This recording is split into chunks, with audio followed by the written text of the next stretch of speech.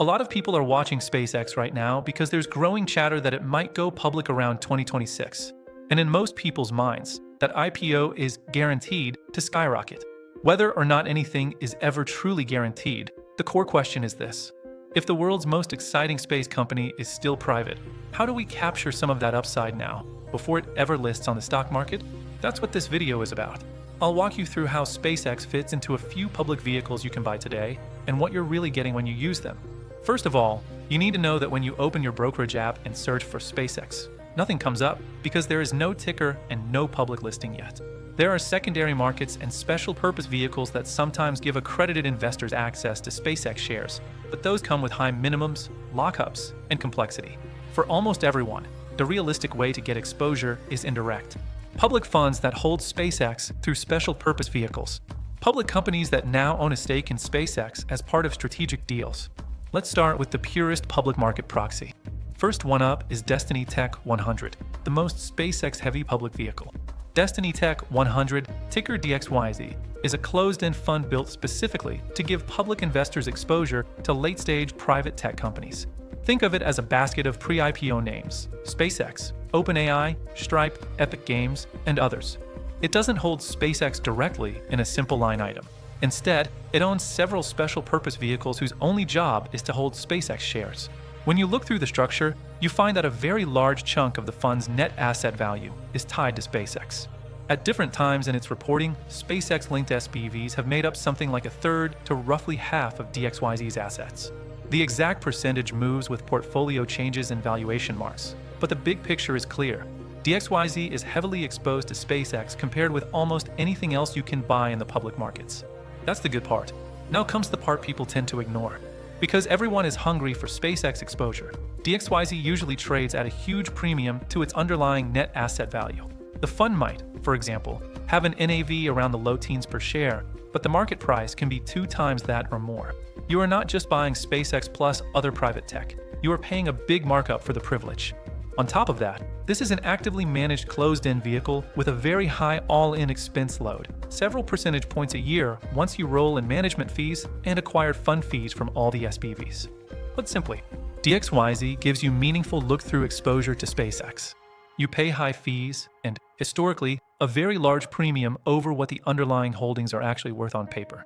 If that premium ever compresses, the share price can fall sharply even if SpaceX's private valuation keeps going up. If I were using DXYZ at all, I would treat it as a small, speculative position designed to participate in a potential SpaceX IPO re-rating, not as a core holding. The next route is an ETF called Shares Private, public crossover, ticker XOVR. This fund mixes listed growth stocks with economic exposure to some late-stage private companies via special purpose vehicles. In its holdings, you will literally see an entry along the lines of SPV exposure to SpaceX, representing a mid-single-digit percentage of the portfolio, roughly around 5%. That means for every dollar you invest in XOVR, only a small slice is tied to SpaceX, with the rest spread across a wider basket of innovative growth names. Compared with DXYZ, the differences are straightforward. The SpaceX weight is much smaller. It is a piece of the story, not the main event. XOVR trades like a normal ETF around its portfolio value, not like a closed-end fund with runaway premiums. The expense ratio is higher than a plain index ETF, but much lower than what you see in DXYZ. If your goal is to have some SpaceX exposure embedded in a broader tech and innovation portfolio, XOVR is a cleaner, more balanced vehicle. You are not making a single, concentrated bet on private names, but you are getting your foot onto the same field. Finally, we have SATS, which is one of the most interesting direct equity angles on SpaceX. EchoStar is a satellite and telecom company. Through a series of deals around spectrum and satellite capacity, it ended up doing something very unusual. It received part of its compensation in SpaceX equity. Public reporting has suggested that EchoStar now owns on the order of a low single-digit percentage stake in SpaceX, often cited around 3%, at the kinds of private valuations being discussed for SpaceX, in the hundreds of billions of dollars, and, in some chatter, moving toward the trillion-dollar range. That stake alone is worth billions. You can see why the stock has reacted so violently.